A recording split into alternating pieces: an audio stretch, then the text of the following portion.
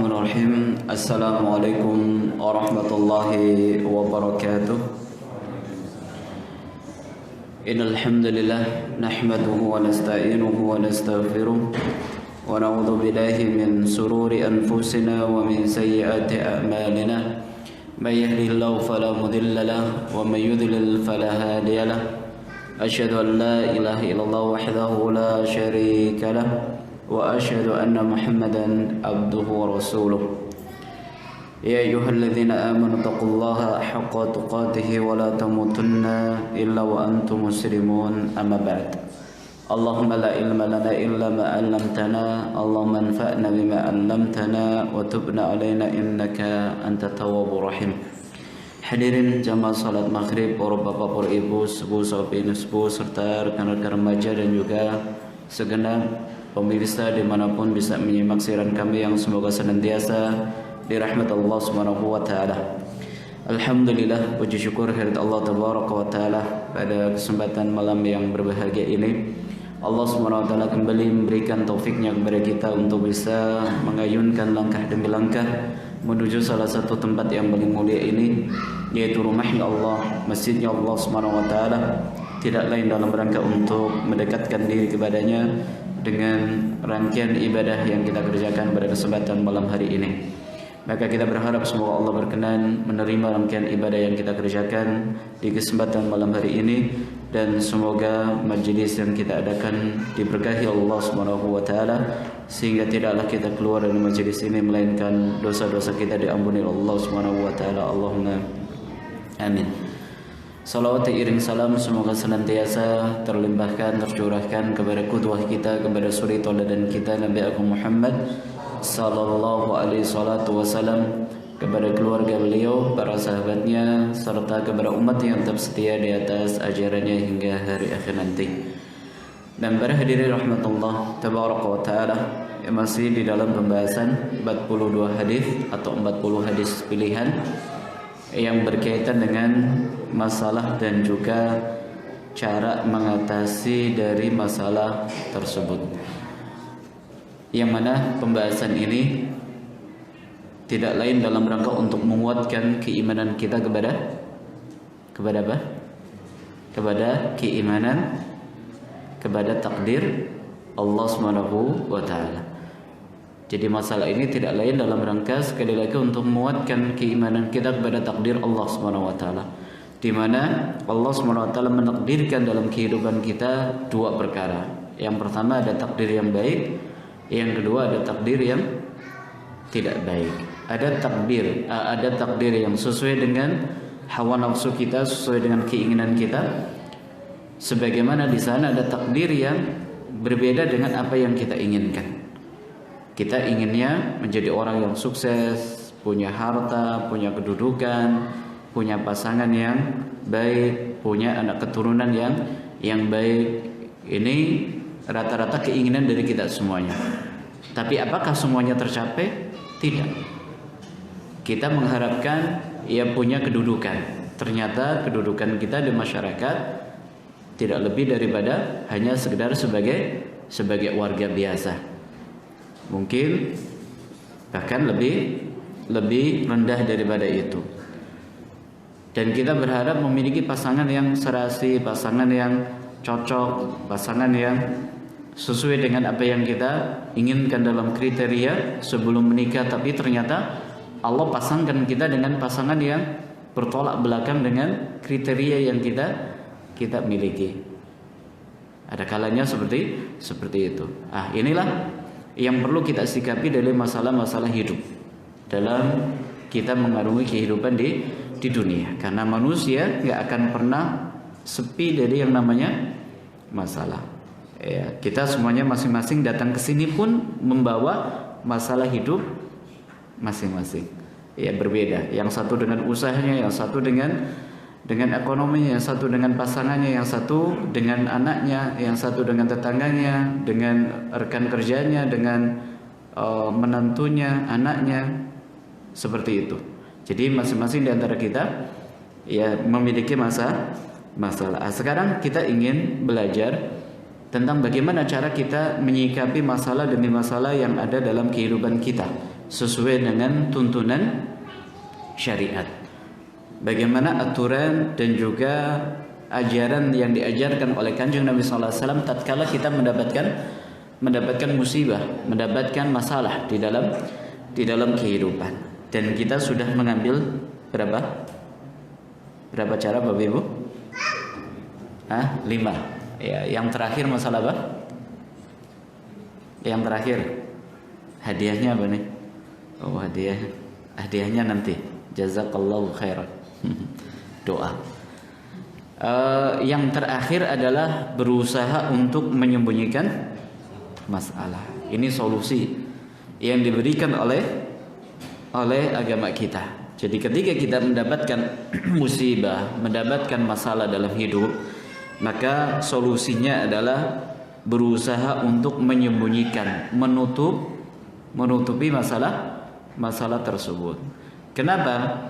Karena bisa jadi ketika orang tertimpa musibah atau mendapatkan masalah dalam kehidupannya, seringkali dia larut terbawa emosinya, terbawa dengan perasaannya, sehingga kadang fokus terhadap pihak lawan daripada berusaha untuk mencari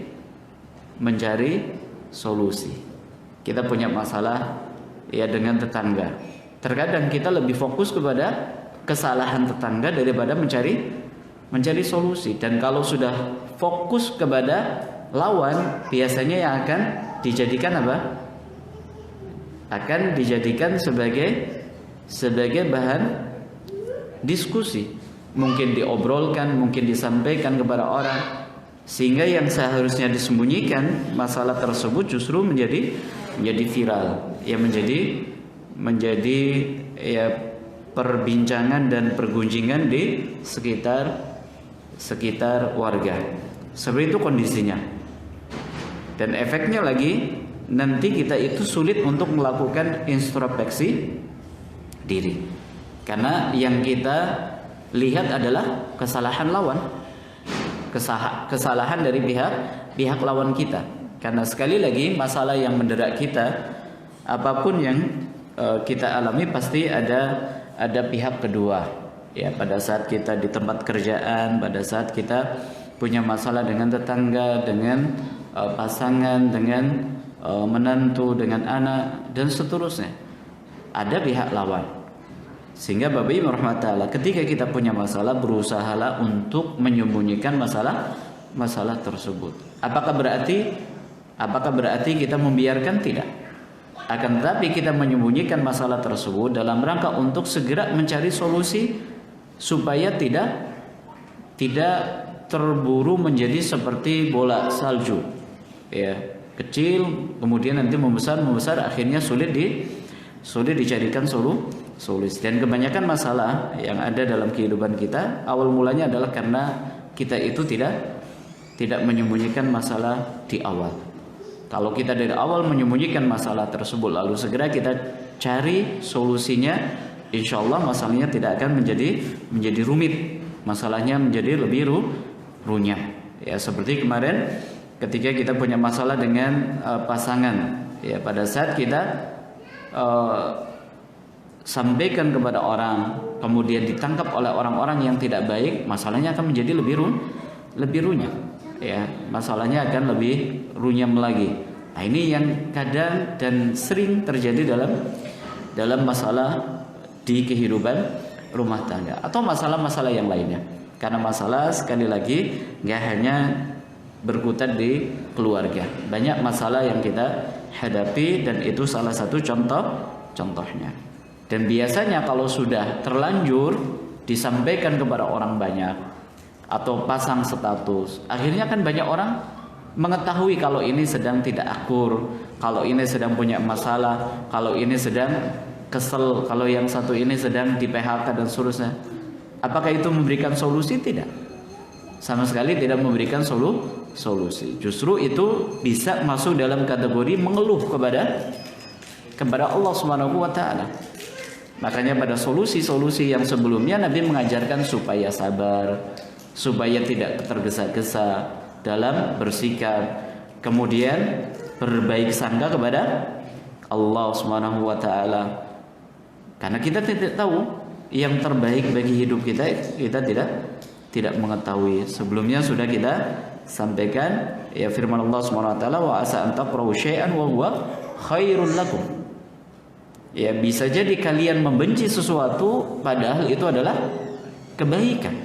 Ya, kita nggak suka dengan masalah ini, dengan musibah ini, tapi ternyata Allah menghendaki kebaikan dari masalah atau musibah yang kita hadapi. Ini ya poin yang kelima atau solusi yang kelima. Pada saat kita mendapatkan masalah dalam kehidupan atau musibah, maka segera untuk menyembunyikan masalah tersebut sembari mencari solusi yang terbaik, ya, mencari solusi yang terbaik. Sekarang kita masuk kepada hadis yang keenam atau masuk kepada solusi yang keenam pada saat kita memiliki masalah, yaitu ukur masalah tersebut sesuai dengan kadarnya. Ukur masalah tersebut sesuai dengan kadarnya. Atau kalau musibah berarti ukur musibah tersebut sesuai dengan kadarnya. Kenapa Bapak Ibu Muhammad taala? Karena sebagian orang di dalam menyikapi masalah, di dalam menyikapi musibah di dalam kehidupannya, kalau kita perhatikan terbagi menjadi dua kubu. Jadi orang ketika mendapatkan musibah dalam kehidupannya, kita dapatkan ada terbagi menjadi dua kubu ini. Yang pertama, kubu yang berlebihan, ya, ekstrim apa? Kanan atau kiri? Ini berlebihan. Kemudian kubu yang kedua adalah menyepelekan, menganggap bahwa ini bukan sebuah masalah. Yang pertama apa tadi? Berlebihan. Kemudian yang kedua menyepelekan. Dan ini ada tipikal orang-orang yang ketika mendapatkan masalah masuk kepada salah satu kubu tadi. Ada yang berlebihan, di mana ada orang-orang yang tatkala ada masalah dalam hidupnya atau ketika dia terkena musibah, maka dirinya menyikapi terlalu berlebih. Kenapa? Karena dia larut dengan perasaannya. Dengan emosinya. Sehingga dia menganggap bahwa musibah yang menimpanya sebagai akhir dari kehidupannya. Ketika dia misalkan di PHK, pada saat dia di PHK, musibah bagi hidupnya.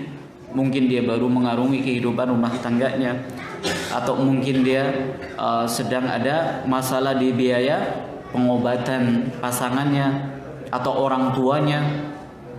Maka Bapak Ibu, ada sebagian orang ketika dia di PHK, dia menganggap ini akhir dari kehidupannya, sehingga dia mengeluh, berkeluh kesah, kemudian cerita sana cerita sini, atau bahkan sampai ada yang tarafnya bagi sebagian orang yang miskin keimanan, akhirnya mengambil jalan pintas, yaitu bunuh diri. Kadang bukan hanya di PHK, tapi cuma karena mungkin putus cinta. Akhirnya apa? Ya, akhirnya galau, kemudian ke supermarket beli baygon diminum. Ada yang seperti ini. Jadi dia menganggap masalah yang menimpa hidupnya ini sebagai akhir dari kehidupannya. Gak ada jalan keluar. Seakan-akan sudah buntu. Gak ada solusi yang bisa dicari. Atau mungkin dia beranggapan ketika masalah menimpa dalam hidupnya, ini akhir dari karirnya. Akhir dari karirnya. Ya. Atau mungkin dia menganggap bahwa itu sebagai bagian daripada akhir dari harga dirinya. Sudah jatuh pokoknya. Ya. Ketika misalkan ada seseorang dia berumah tangga. Ketika diawali rumah tangganya tersebut dengan pesta yang meriah, kemudian undangan yang begitu banyak, tamunya yang hadir dan seterusnya. Kemudian cuma usia pernikahannya enggak sampai 1 bulan, gagal. Kemudian pisah. Musibah dalam hidupnya. Ketika rumah tangganya putus di tengah jalan. Maka dia menganggap ini akhir dari harga dirinya, sudah nggak ada nilai di masyarakatnya, di tengah keluarganya, sebagai menganggap bahwa dirinya adalah sebagai seorang pecundang, sebagai orang yang tidak punya harga diri dan seterusnya. Ini ada orang-orang yang semacam ini. Padahal Bapak Ibu rahmatullah, bisa jadi masalah yang menimpa dalam hidup kita, musibah yang menimpa hidup kita, itu dalam rangka datang dan Allah berikan kepada kita untuk menguji. Mungkin dari sisi kedewasaan kita, mungkin mengingatkan tentang jati diri kita, dari sisi kemampuan, atau memang Allah SWT sedang menegur. Barangkali kita terlalu angkuh, terlalu sombong, terlalu berbangga diri, terlalu pamer dan seterusnya, sehingga Allah tegur. Nah, ini musibah yang datang dalam kehidupan kita. Mungkin kita sering pamer di medsos. Kalau pergi ke sana nanti foto bareng pasangan, nanti setelah selfie di-upload di medsos. Pergi ke sana makan bareng, hanya sekedar makan somai kadang selfie kemudian di-upload. Ini kan pamer. Nyiri batire sing kehidupan rumah tangga enggak seperti itu. Bahkan bisa jadi keluarga yang suka pamer di medsos kenyataannya tidak seperti itu. Ya, ini bukan berdasarkan pengalaman, tapi setidaknya katanya seperti itu. Tidak sesuai dengan kondisi realnya. Maka ketika dia terlalu pamer, membuat orang itu iri dengan keluarganya, dengan kehidupan rumah tangganya, sehingga Allah tegur. Ya, Allah SWT timpakan musibah. Mungkin ada masalah yang membuka aibnya, atau mungkin ada salah satu dari pasangannya ya kena musibah, sakit, yang sakitnya itu menaun ya. Pada saat itu barangkali Allah SWT menginginkan supaya kita itu introspeksi diri, mengingatkan kepada kesombongan dan juga keangkuhan kita. Ini contoh saja, hanya sedikit contoh. Atau misalkan kita itu mendapatkan musibah dikata-katain oleh orang. Ya, mungkin dikata-katain nggak kerja tapi kok banyak duitnya, atau dituduh ini dan itu. Kan sering dalam kehidupan. Ya, yang namanya orang itu kan beda-beda apa yang ada di isi kepala mereka. Sehingga ketika melihat sosok pribadi kita, pandangannya pun beda. Mungkin kita sudah merasa kita bekerja, kita punya usaha, tapi orang lain yang tidak tahu usaha kita, pekerjaan kita, dia menganggap wah ini duitnya kan di. Ya, kadang seperti itu. Sehingga kadang ada kata-kata yang pedas ketika didengar oleh telinga. Ya, maka pada saat mendapatkan adanya kritikan seperti ini dari tetangga, dari teman, dari keluarga, ini masalah. Tapi mungkin ini dalam rangka untuk menguji kedewasaan kita, mengolah masalah menjadi sebuah solusi hidup, ya. Atau mungkin Allah SWT sedang mengingatkan jati diri kita, kemampuan kita, level hidup kita itu di tingkat yang mana. Mungkin seperti itu, ya, mungkin seperti itu. Atau mungkin bisa jadi Allah SWT berikan musibah kita ribut dengan pasangan, ya, berantem dengan pasangan. Maka ini pun dalam rangka mungkin untuk menguji kedewasaan kita, supaya yang biasanya kita kalau ada punya masalah dengan orang tua, atau kalau kita punya masalah dengan pasangan, kita langsung curhatnya ke orang tua. Maka ketika ada masalah besar bersama pasangan, Allah menginginkan supaya diselesaikan berdua, untuk melatih ya kedewasaan antar pasangan tadi. Bisa jadi seperti itu. Ya, ini kebaikan. Makanya seperti ayat yang tadi kita singgung, bisa jadi kita membenci sesuatu padahal itu adalah kebaikan bagi kita. Jadi enggak semuanya yang kita anggap buruk, yang kita anggap menyakitkan, menyedihkan, itu adalah keburukan bagi kita. Ya, ada sebuah kisah bahwa ada seseorang di penjara. Ya, ini kejadiannya di Mesir. Dia di penjara. Kemudian pada saat dirinya di penjara ada masalah yang menjadikan teman-temannya ini banyak menjadi korban. Jadi masalah besar, huru-hara. Kemudian setelah selesai huru-hara tersebut, tidak selang berapa lama kemudian dirinya dikeluarkan dari penjara.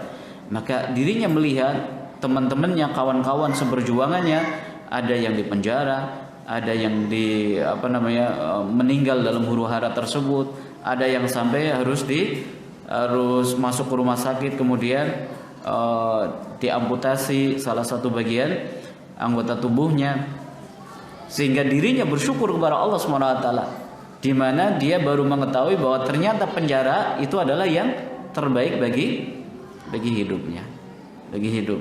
Padahal mungkin bagi sebagian kita atau kebanyakan orang ketika dirinya di penjara, ini akhir dari kehidupannya, reputasinya hancur, kemudian di masyarakat nilainya sudah jatuh, ya. Tapi bisa jadi itu yang terbaik.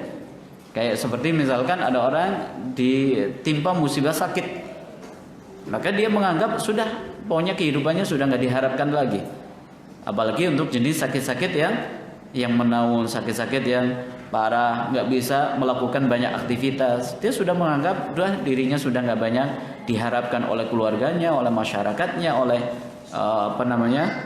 oleh mungkin masyarakat secara luas, sehingga dia berpikiran inilah akhir dari perjalanan hidupnya. Padahal mungkin itu sebagai bagian daripada teguran dari Allah, atau mungkin itu cara Allah untuk mengistirahatkan kita dalam tanda kutip yang selama ini sibuk dengan pekerjaan, sibuk ngurusin banyak orang, kemudian istri nggak pernah diperhatikan, anak nggak pernah diperhatikan. Kan ada kalanya seperti itu.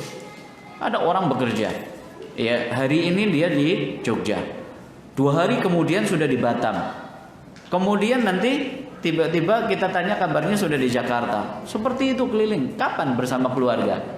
Lalu Allah takdirkan dia sakit, sehingga pada saat dia sakit dia bisa bersama keluarga, nemenin anak mungkin untuk jalan-jalan, makan di luar, atau mungkin renang dan seterusnya. Ada hikmah di setiap musibah yang menimpa kita.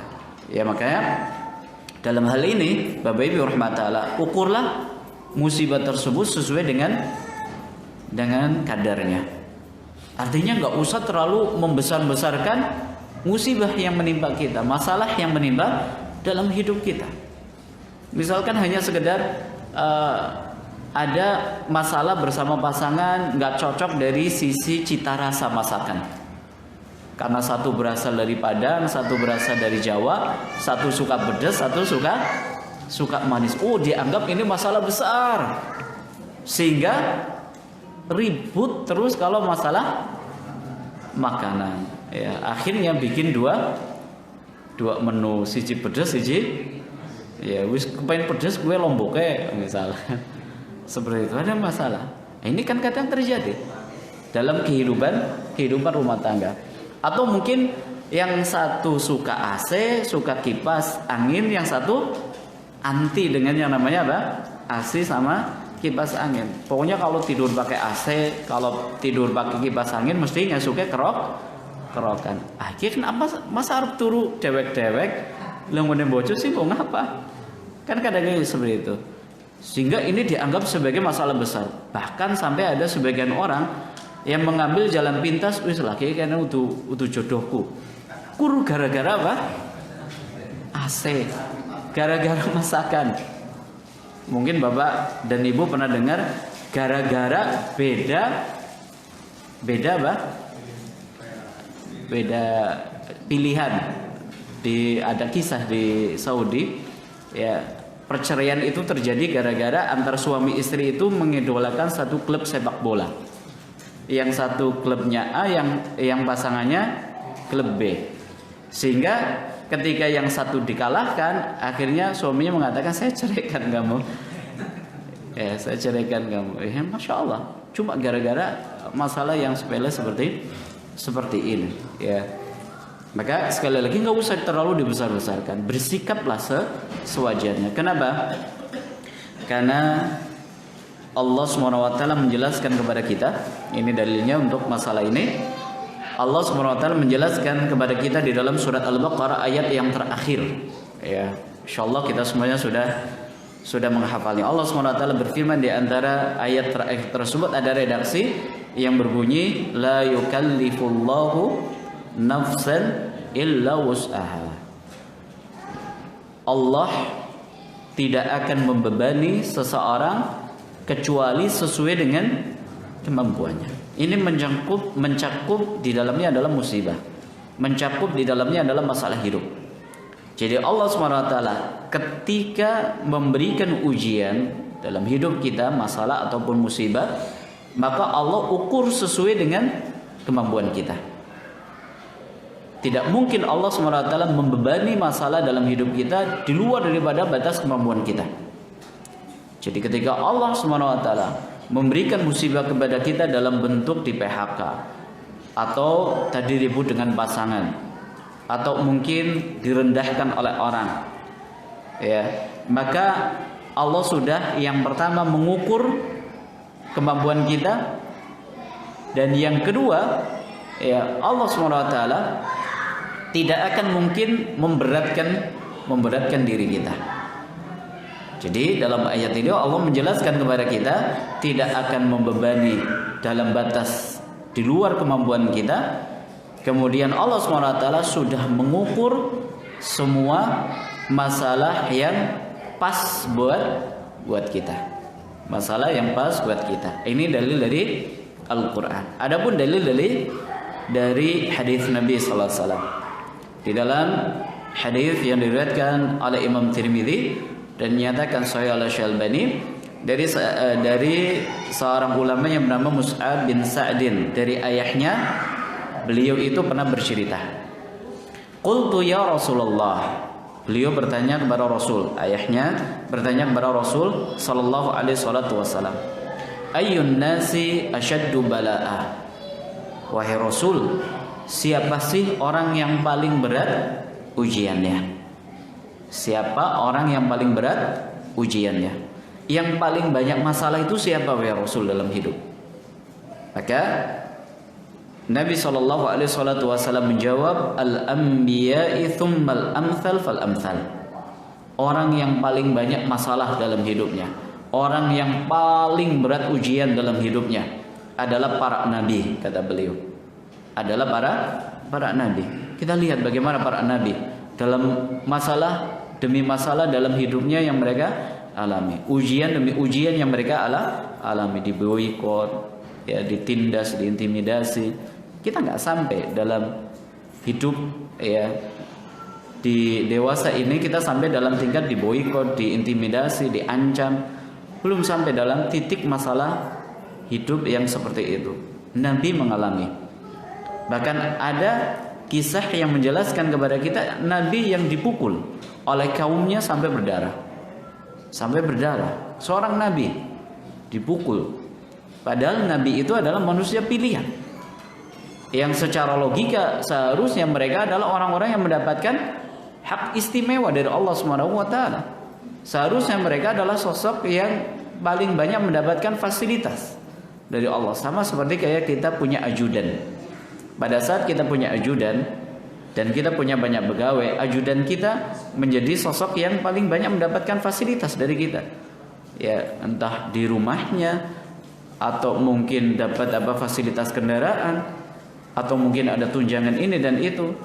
Seperti itu. Kenapa? Kan ini ajudan kita, orang kepercayaan kita. Bukan dijadikan sebagai orang yang paling susah. Ya, bukan dijadikan sebagai orang yang paling susah. Tapi logikanya para nabi tidak seperti itu. Allah SWT menjadikan para nabi sebagai sosok yang paling berat ujiannya. Kemudian Nabi SAW menjelaskan thummal amthal fal amthal. Lalu orang-orang yang levelnya berada di bawah Nabi dan orang-orang yang levelnya di bawah mereka. Ini orang yang akan mendapatkan ujian yang paling berat. Dan Nabi SAW menjelaskan, fayubtala rajulu ala hasabi dinihi. Ini dalilnya. Seseorang akan diuji oleh Allah, akan diberi musibah, akan ditimbakan masalah bagi kehidupannya sesuai dengan agamanya. Sesuai dengan agamanya. Wa in kana dinuhu sulban ishtadda balahu. Ketika ada orang dalam memegang teguh ajaran agama ini begitu kuat, maka Allah akan timbakan musibah yang lebih besar. Jadi semakin kuat keimanan kita Bapak Ibu, Allah akan beri ujian yang semakin tinggi levelnya. Semakin tinggi imannya, seseorang akan diberi ujian yang lebih tinggi lagi, yang lebih tinggi lagi. Tapi sebaliknya, wa in kana fi dinihi raqqatun. Kalau ada seseorang dalam beragamanya itu lemah, keimanannya itu lemah, maka ubtuliya ala hasabi dinihi. Allah akan berikan musibah dan masalah hidup sesuai dengan agamanya. Makanya ini sebagai peringatan bagi kita semuanya bahwa Allah sudah mengukur ujian yang diberikan kepada kita. Sebagaimana Allah SWT menjadikan ujian itu sesuai dengan kadar keimanan kita. Maka sekali lagi, orang yang hijrah, orang yang tobat dari perbuatan dosa di masa lalu, maka jangan mengira dan jangan beranggapan bahwa setelah dia bertobat hidupnya akan adem ayem. Justru bisa jadi setelah bertobat masalahnya semakin besar. Semakin besar. Kenapa? Karena Allah SWT ingin melihat ya keseriusan kita dalam tobat, keseriusan kita dalam hijrah. Betul atau tidak? Atau hanya sekedar ikut-ikutan saja? Ya, orang pada berjenggot ikut berjenggot. Ya, wanita mengenakan pakaian besar, jilbab yang besar ikut-ikutan.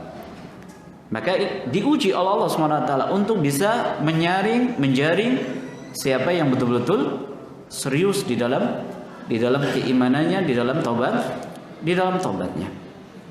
Ya, ini dalil sekali lagi menjelaskan bahwa Allah sudah mengukur musibah yang sesuai dengan kehidupan kita. Makanya musibah itu kan beda-beda. Ada yang keluarganya Masya Allah harmonis, tapi dia mendapat musibah dari anak keturunannya. Mungkin keluarganya harmonis, akan tetapi maaf dia belum dikaruniai momongan. Ini kan musibah. Atau mungkin ada yang ekonominya lancar, tapi dia mendapatkan masalah dari pasangan hidupnya. Ada yang seperti itu. Terus akan ada musibah yang menimpa kita, dan musibah tersebut sesuai dengan ukuran kita, sehingga ukurlah sesuai dengan kadarnya. Kemudian Bapak Ibu rahmatullah, di sisi lain perlu kita sadari bahwa tidak ada masalah, tidak ada musibah yang menimpa hidup kita, melainkan itu semuanya karena disebabkan dosa yang kita kerjakan. Ini harus kita sadari. Apapun musibah yang menimpa hidup kita, apapun masalah yang menghampiri hidup kita, maka perlu kita sadari bahwa itu semuanya akibat dosa yang kita lakukan. Jadi jangan cari kambing hitam, jangan menyalahkan orang lain. Itu disebabkan oleh dosa kita. Kok iya Ustaz? Iya. Ada dalilnya? Ada. Allah SWT menjelaskan dalam surat An-Nisa ayat 79. Allah SWT menjelaskan dalam surat An-Nisa ayat 79. Wa ma asabaka min sayyi'atin famin nafsik.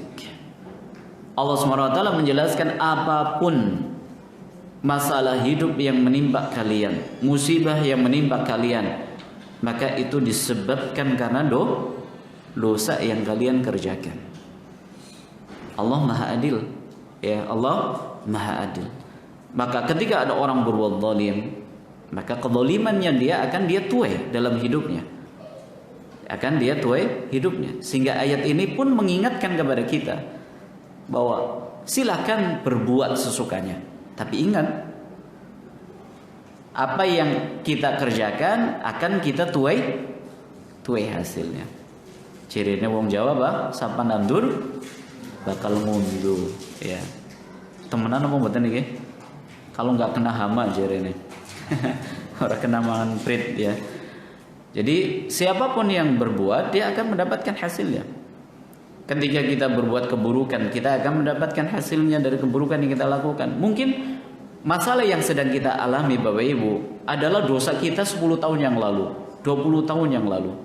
Sampai dahulu ada seorang ulama mengatakan, saya baru menyadari atau bukan menyadari, saya menyadari bahwa masalah hidup yang sedang saya hadapi sekarang itu disebabkan karena dosa saya 40 tahun yang lalu. Ini tentunya bagi orang yang hatinya peka, menyadari. Jadi bisa jadi ketika kita punya pasangan siki kok baru kelihatan apa? Watak aslinya, sifat aslinya. Mungkin ini bagian daripada dosa kita di masa lalu, 10 tahun yang lalu, 20 tahun yang lalu. Ketika kita punya anak keturunan yang sulit diatur, ya, cenderung lebih kepada tidak baik daripada solehnya. Mungkin ini dosa. Di masa lalu mungkin dalam masalah memakan harta yang haram, cara mencari nafkah yang tidak benar kita berikan kepada anak kita, sehingga begitu dewasa anak kita nggak berbakti kepada kita, nggak pernah boro-boro ngunjungin kita di hari tua, ya mungkin karena dosa yang kita lakukan.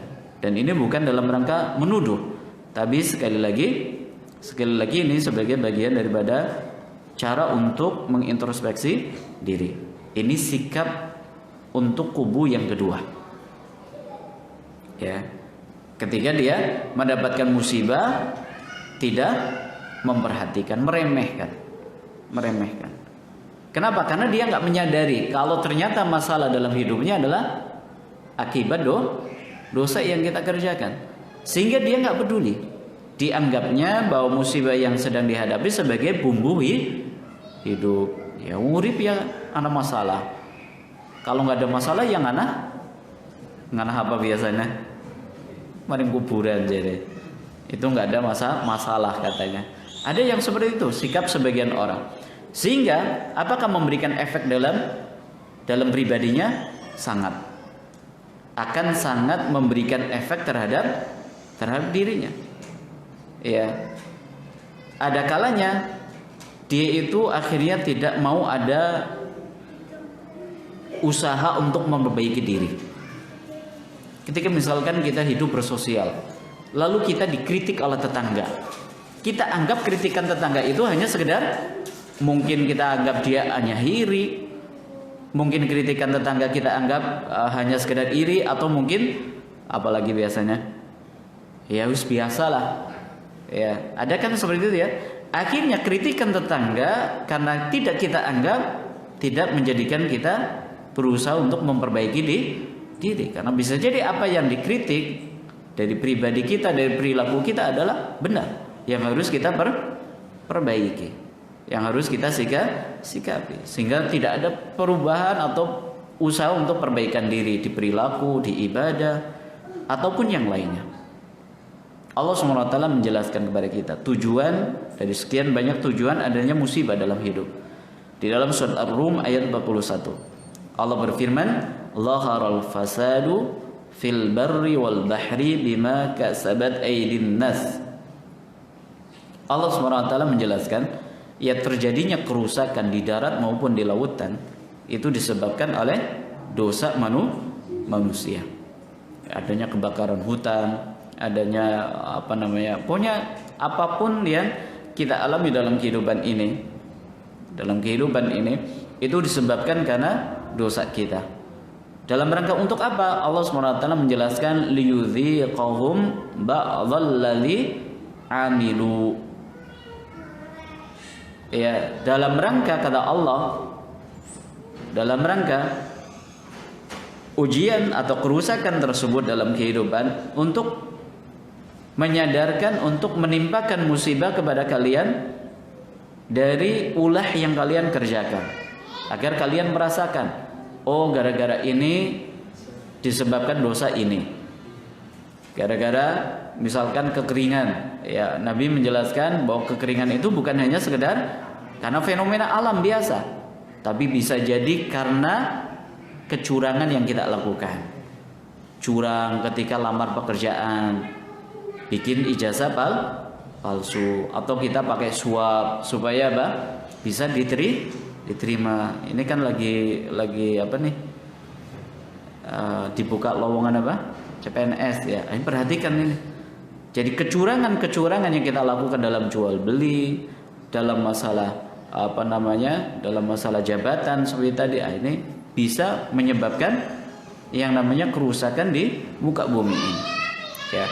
Kemudian Allah mengingatkan kepada kita la'allahum yarji'un, supaya kalian ketika mendapatkan musibah dan masalah hidup mau kembali kepada Allah.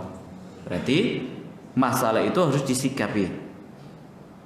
Tapi jangan sampai masuk kepada kubu yang berlebihan, dan jangan sampai masuk kepada kubu yang meremehkan tadi. Karena memang Allah SWT menginginkan adanya musibah tersebut supaya kita ada perbaikan diri, supaya kita itu ada introspeksi diri, entah di perilaku, di akhlak, di ibadah.